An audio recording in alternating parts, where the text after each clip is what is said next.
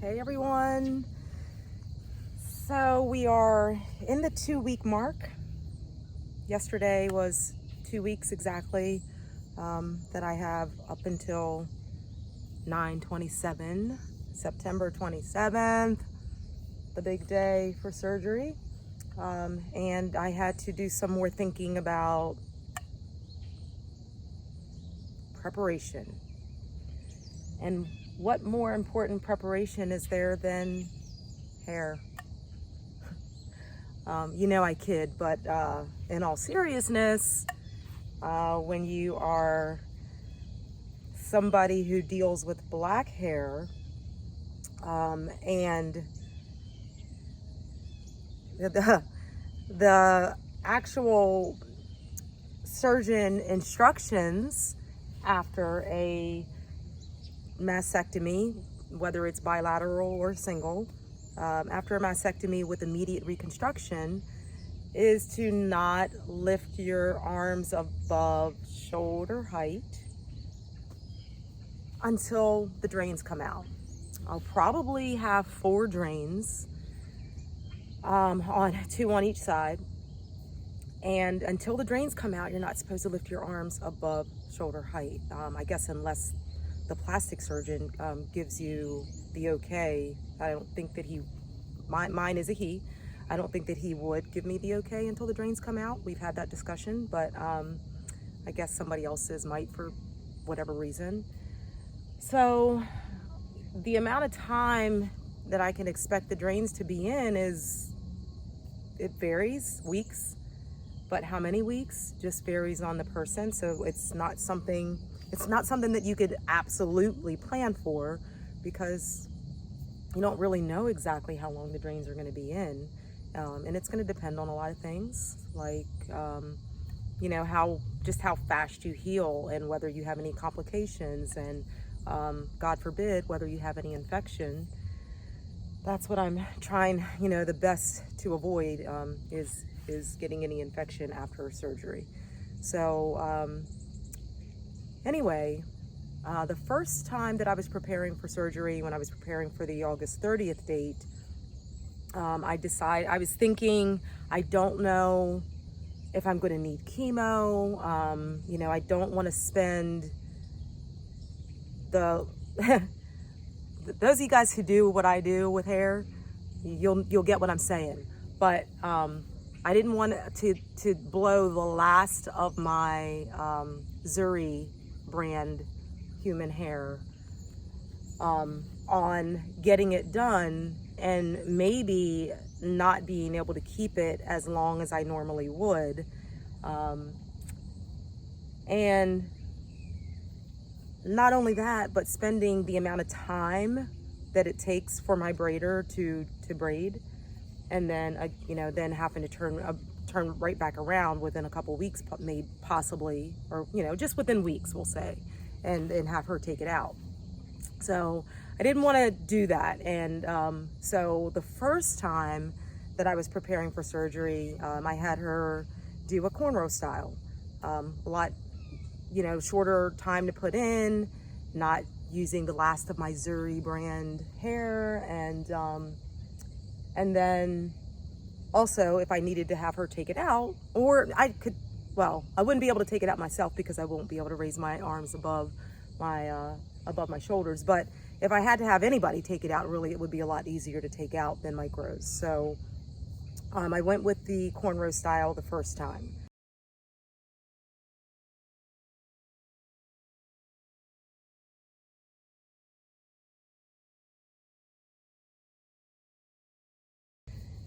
But as I said in the last video, if I'm going with my Spidey cancer senses, I'm not going to need chemo. So if I just go with that, I went ahead and made the decision, yesterday. The decision was made before yesterday, but the braiding appointment was yesterday with my super duper superhero braider, Mimi, who had worked all night, and then at 8 a.m.-ish, had started braiding, and gosh, come 7 something in the evening, she finished braiding. And there's some breaks in there or whatever, but I mean, this is 10 to 12 hours of somebody's time to get you ready, even though she had already worked all night. So she's my superhero right now. So when I come out of surgery, I won't have my hair all over my head. Should be the least of my worries, right? But I am my mother's daughter, and if you knew my mother, it's not the least of my worries. My appearance is still going to, to be what I can make it, and I can control that right now. So I decided to go with my tried and true micro braid style, and it will last for months. I do tend to keep them longer than I should, but because I have an excellent braider, I can usually get away with that without doing a lot of damage to my hair. So anyway, that's what I went with, and it is something that you have to consider. It's something to think about. It's something that you wouldn't even really think that you have to think about, in the grand scheme of all this other stuff that's thrown at you. And I am going to be doing a video on what to expect